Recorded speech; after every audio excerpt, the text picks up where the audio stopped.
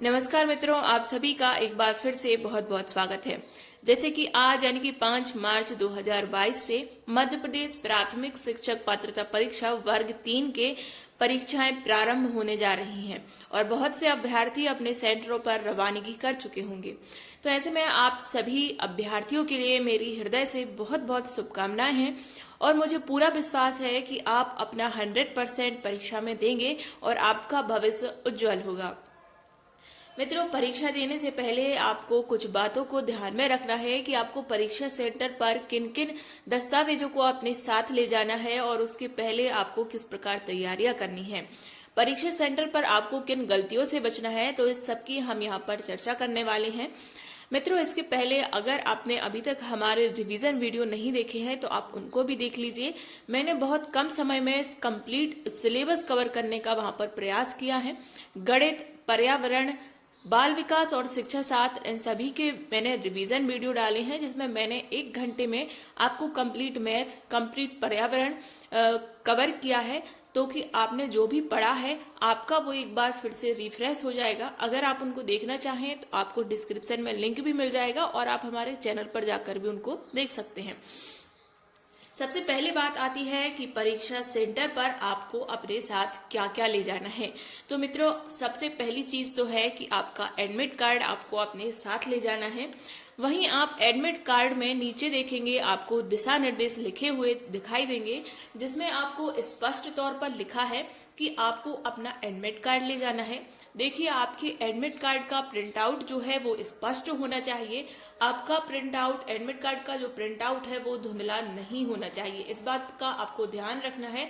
अगर आपका print out धुंधला आ रहा है तो आप कलर्ड प्रिंट आउट भी निकलवा सकते हैं, जिसमें आपका प्रिंट आउट एकदम क्लियर रहेगा।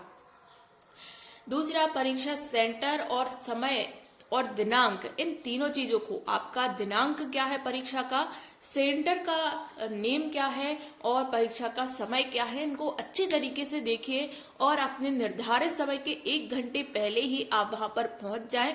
इस प्रकार के वाहन से आप जाइए। कहीं ऐसा ना हो कि आप ट्रेन से जाएं और ट्रेन लेट हो जाने के कारण आप परीक्षा सेंटर पर देरी से पहुंचे, क्योंकि देरी से पहुंचने वालों के लिए परीक्षा से हटा दिया जाता है, जैसा कि आपने पुलिस भर्ती के एग्जाम में भी यहाँ पर सुनने आपको मिला होगा। दूसरा है कि आपको परीक्षा सेंटर पर क्या क्या ले जाना है। तो देखिए, आपको ले जाना है अपना एडमिट कार्ड, ठीक है, प्रवेश पत्र आपको ले जाना है। इसके साथ आपको अपना एक आईडी प्रूफ ले जाना है। आईडी प्रूफ में आप ले जा सकते हैं वोटर आईडी, आधार कार्ड, ड्राइविंग लाइसेंस या फिर अपने कॉलेज की आईडी भी चल जाती है जो वैलिड हो।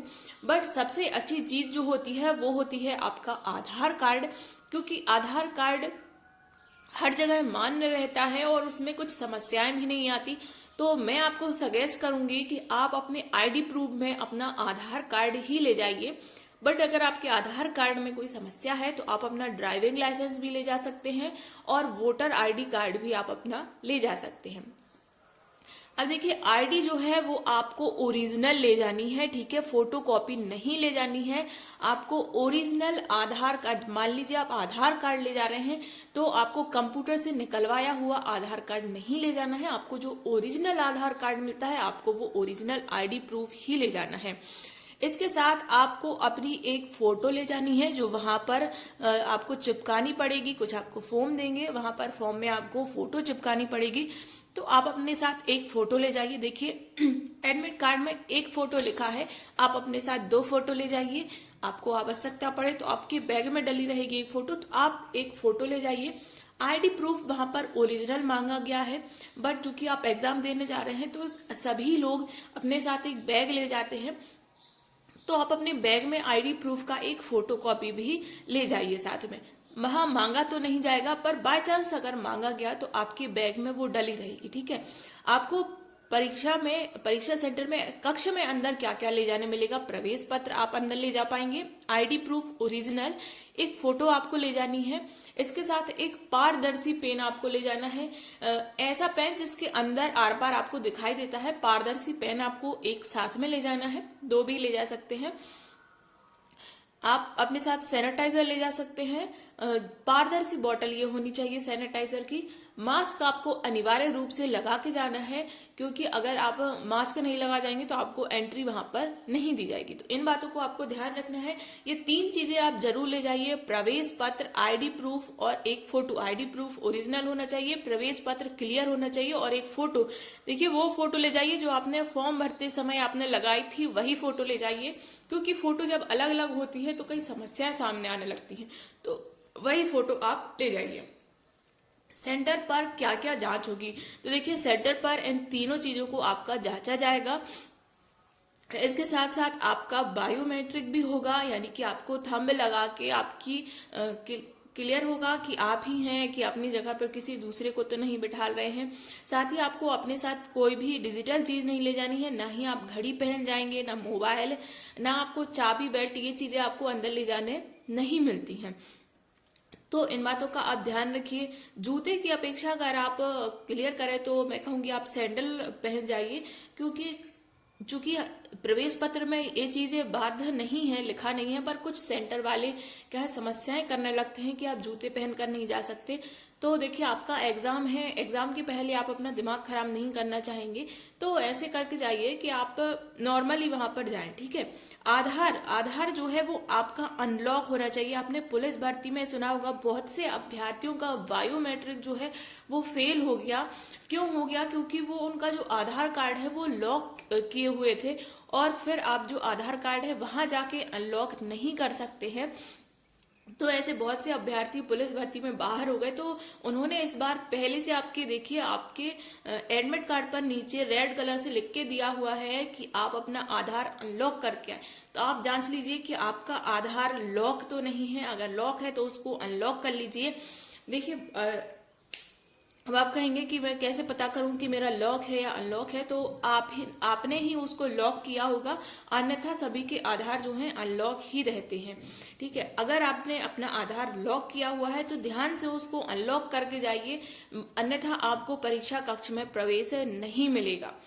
इसके बाद है रोजगार पंजीयन। तो देखिए रोजगार पंजीयन की ये बात कहाँ से निकल के आई है, सिर्फ आपको बताया गया था कि आपका जीवित रोजगार पंजीयन होना चाहिए। बाकी सेंटर पर इन चीजों की मेरे हिसाब से जांच नहीं की जाती है, और अगर आज जांच की जाती है तो मैं आपको तक ये न्यूज पहुंचा दूंगी कि क्या वहां पर रोजगार पंजीयन मांगा गया है या नहीं। पर मेरे अभी तक के अनुभव से कभी भी परीक्षा केंद्रों पर रोजगार पंजीयन का आपको कहीं भी वेरिफिकेशन नहीं किया जाएगा। बट अगर आपका रोजगार पंजीयन है तो आप देखो आपका हो गई, क्योंकि आपने फॉर्म डाला है, तो आप उसका एक प्रिंट आउट भी अपने बैग में डाल के जाइए। अगर आपसे मांगा जाएगा तो आप वहां पर दिखा सकते हैं, ठीक है। तो आपने जो दस्तावेज है वो अपने साथ लेकर जाइए। आप एक बैग तो लेकर ही जाएंगे, तो उस बैग में आपका डला रहेगा, है ना। अगर वहां मांगने लगे और आपके पास नहीं है तो आप कहाँ से लाओगे, फिर वो समस्याएं बढ़ जाएंगी। और एक 5-10 रुपए का प्रिंट आउट आप निकलवा के ले जाओगे, मान लो आप बैग नहीं ले गए और वहां पर आपको वो चीज अंदर नहीं ले जाने दे रहे, तो आप वहीं उसको फटाके और जो है डस्टबिन में डाल सकते हैं।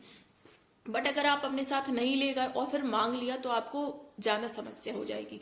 अब कुछ लोग कह रहे हैं कि मेरा रोजगार पंजीयन जो है वो एक्सपायर हो गया है, तो मैं क्या करूं। देखिए रोजगार पंजीयन की एक रिन्यू करने की डेट होती है। अगर उस डेट के पहले पहले आपने रोजगार पंजीयन रिन्यू नहीं किया है और आपका रोजगार पंजीयन एक्सपायर हो गया है, तब आपके पास अब कोई विकल्प नहीं बचता है, आपके लिए नया रोजगार पंजीयन ही करवाना पड़ेगा। तो अगर आपका रोजगार पंजीयन एक्सपायर हो गया है तो आप अपना नया रोजगार पंजीयन करवा लीजिए, क्योंकि जीवित रोजगार पंजीयन जब आपका वेरिफिकेशन होगा उस समय जीवित रोजगार पंजीयन मान्य होता है, और जीवित रोजगार पंजीयन 90 दिन का माना जाता है। तो अभी आपको परीक्षा देते समय कोई समस्या नहीं आएगी, मैं गारंटी से कह सकती हूँ कि अभी समस्या आपको नहीं आएगी। फिर भी अगर आज की शिफ्ट में कोई समस्या आती है तो मैं आपके लिए शाम तक इस बात को क्लियर कर दूंगी। और अगर आपका रोजगार पंजीयन नहीं है तो आज ही रोजगार पंजीयन आप अपना न्यू करवा लीजिए, ठीक है। और इन बातों को दिमाग से निकाल दीजिए। अभी आप अपना पूरा कंसंट्रेशन पेपर पे कीजिए, क्योंकि आप इन चीजों में आप कुछ भी नहीं कर सकते हैं, जो होगा वहीं पे होगा, ठीक है। तो इन बातों में आप अपना दिमाग अब खराब मत कीजिए। अब आती है परीक्षा में होने वाली गलतियां क्या है। तो परीक्षा के समय आप क्या करते हैं कि एकदम हड़बड़ा से जाते हैं, घबराहट होने लगती है। तो ऐसे में आप अच्छा पानी पीजिए और एकदम रिफ्रेश होके बैठिए। परीक्षा केंद्र पर पहले ही पहुंच जाइए और आप अपने कंप्यूटर पर बैठ जाइए एकदम रिलैक्स होके। और देखिए कंप्यूटर को आपको चेक भी करना है, ठीक है। वो देखिए जो कीबोर्ड होता है परीक्षा के समय काम नहीं करता है। आपको सिर्फ उसका माउस चेक करना है कि माउस सही तरीके से काम कर रहा है या नहीं। माउस को आगे पीछे चला के देखिए कि सही स्क्रॉल हो रहा है या नहीं हो रहा है, क्लिक उस पर सही तरीके से हो रहे हैं या नहीं हो रहे हैं। कंप्यूटर की जो स्क्रीन है वो आपको क्लियर दिखाई दे रही है, आप बैठने में कंफर्टेबल हैं या फिर नहीं है। अगर आपको किसी भी प्रकार की समस्या है तो वहां पर जो भी परीक्षक होते हैं, निरीक्षक होते हैं, आप उनके लिए वहां पर बताइए कि मेरे कंप्यूटर में समस्या है या फिर आपका माउस काम नहीं कर रहा है। क्योंकि एक बार परीक्षा प्रारंभ हो जाने के बाद आपकी किसी भी समस्या को नहीं सुना जाएगा। तो परीक्षा के शुरू होने के पहले ही आप इन समस्याओं को चेक कर लें और अपने निरीक्षक को इसके बारे में बताएं ताकि आपको दूसरे कंप्यूटर पर वो बिठा दें। परीक्षा में गलतियां क्या करते हैं हम अक्सर जल्दबाजी में, या एक तो जल्दबाजी में हम कर देते हैं गलत क्वेश्चन टिक, और दूसरा क्या करते हैं कि एक्स्ट्रा दिमाग वहां पर लगा देते हैं, ठीक है ना। तो एक्स्ट्रा दिमाग भी नहीं लगाना है और कम भी नहीं लगाना है। अब परीक्षा में गलती सबसे पहली देखिए, अगर आप ऑनलाइन एग्जाम अभी तक नहीं दिया है, पहली या दूसरी बार दे रहे हैं, तो एक चीज को ध्यान रखिए कि आप सेव एंड नेक्स्ट पर क्लिक कर रहे हैं परीक्षा में या नहीं कर रहे हैं। यानी कि बाद साइड में जो क्वेश्चन नंबर लिखे आते हैं उन वो ग्रीन कलर के हो रहे हैं नहीं। देखिए एक होता है रेड कलर, एक होता है पर्पल कलर आता है और एक आता है ग्रीन। तो आपने जिन क्वेश्चन को टिक किया है वो ग्रीन हो रहे हैं या फिर नहीं हो रहे हैं। कहीं आप ऐसा तो नहीं कर रहे कि प्रीव्यू पर क्लिक कर रहे हो और आपके वो ब्लू कलर के हो रहे हैं। अगर आपके वो ब्लू या वॉयलेट कलर जो आता है वो हो रहे हैं तो उनके नंबर आपके काउंट नहीं होते हैं। आपको इस बात को ध्यान रखना है। जो रेड कलर के क्वेश्चन रहते हैं, जो साइड में क्वेश्चन नंबर आते हैं, जिन क्वेश्चन नंबर पर रेड कलर है वो रेड कलर ये दर्शाता है कि आपने इसको टिक नहीं किया है, और जो ग्रीन कलर है वो दर्शाता है कि आपने इसका आंसर लगा दिया है, ठीक है ना। तो ग्रीन कलर आपको दिख रहा है कि ग्रीन कलर आ रहे हैं आपके लगाए हुए आंसर पर या फिर नहीं आ रहे हैं। कई बार परीक्षार्थी क्या करते हैं कि प्रीव्यू पर क्लिक करते जाते हैं और क्या होता है कि वो ब्लू कलर होता जाता है और बाद में पता चलता है कि आपके वो क्वेश्चन जो है काउंट किए ही नहीं गए। तो इस बात को आपको ध्यान रखना है। दूसरा है कि आपको अपना समय अच्छे तरीके से ध्यान रखना है। वर्ग 2 के एग्जाम में बहुत से परीक्षार्थियों के द्वारा ये सुना गया कि मैं पूरा क्वेश्चन पेपर ही नहीं पढ़ पाए, मैंने सिर्फ 80 क्वेश्चन ही देखे, बाकी क्वेश्चन में देख ही नहीं पाए, है ना। तो आपको अपना टाइम मैनेजमेंट रखना है। एक क्वेश्चन पे आपको ज्यादा समय नहीं देना है। आपको ध्यान रखना है कि 1 मिनट से ज्यादा आप किसी क्वेश्चन पर समय नहीं दें, ताकि एक बार आप सारे क्वेश्चन पढ़ सके और सभी क्वेश्चन को रीड कर सके। क्योंकि ऐसा होता है कि आपको आंसर तो मालूम है बट आप इतने धीरे धीरे कर रहे होते हैं कि आप पूरे क्वेश्चन पढ़ ही नहीं पाते। देखिए ये परीक्षा जो है इसमें आपको पर्याप्त समय मिला है, पर इतना पर्याप्त भी नहीं है कि आप बहुत धीरे धीरे करें, ठीक है। तो टाइम मैनेजमेंट यहाँ पे आपको अच्छी तरीके से ध्यान रखना है। इन सभी बातों को आपको परीक्षा में ध्यान रखना है। सबसे पहली बात कि आप अपने साथ आईडी प्रूफ ले जाएं, प्रवेश पत्र, ओरिजिनल आईडी प्रूफ और एक फोटो आपको अपने साथ ले जाना है। दूसरा, आपका सेंटर पर बायोमेट्रिक टेस्ट होगा जिसमें आपका थंब लगवाया जाएगा, जिससे आधार के द्वारा आपका बायोमेट्रिक परीक्षण होता है। तो उसमें आपका आधार जो है वो अनलॉक होना चाहिए, इस बात का आपको ध्यान रखना है। रोजगार पंजीयन की आपको समस्या देखने वहां पर नहीं मिलेगी, बट फिर भी अगर समस्या आज आती है तो मैं आपको शाम तक क्लियर कर देती हूँ कि क्या सेंटर पर रोजगार पंजीयन मांगे गए हैं या नहीं मांगे गए, ठीक है। अभी तक किसी परीक्षा में ऐसा चेक नहीं किया गया। और अगर आपका रोजगार पंजीयन एक्सपायर हो गया है तो आप नया रोजगार पंजीयन कर लीजिए, क्योंकि एक्सपायर डेट निकल जाने के बाद आपके पास रिन्यू करने का कोई ऑप्शन नहीं बचता है। और अगर आप एक बार लॉगिन करके देखिए आपके रोजगार पंजीयन की रिन्यू डेट अभी आसपास है तो आप उसको आज ही रिन्यू कर लीजिए।